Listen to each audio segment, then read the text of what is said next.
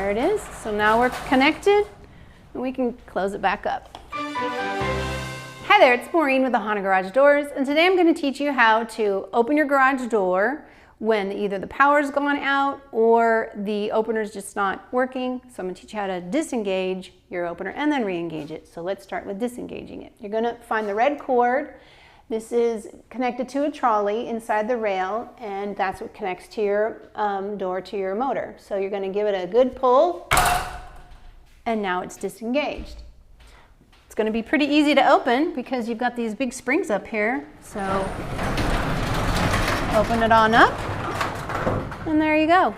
But now you're going to want to get it closed. So what do? So we're going to go back over here, and you can see that it is hanging down, but we're going to want it to go the other direction. We're going to snap that towards the house, and that's going to re-engage it. And we're just going to hit the button and let it catch back on. So you're going to see when it catches. And there it is. So now we're connected, and we can close it back up.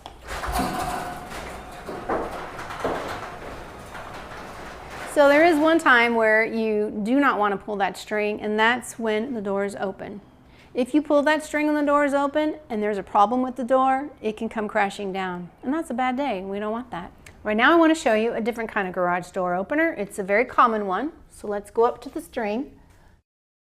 To disengage it, you're going to go ahead and you're going to pull the string down, lift it up. All right. Okay, and now we're going to want to re-engage it. If I pull towards the house, that's not the way to go. In this case, I want to pull straight down, pull my string straight down, and now I am going to be re-engaged. Let's try it. Ta-da! Works like a champ. So if you have some problems with that, it isn't working, or you're just not able to get your garage door open at all, that's definitely time to call the experts at Ohana Garage Doors.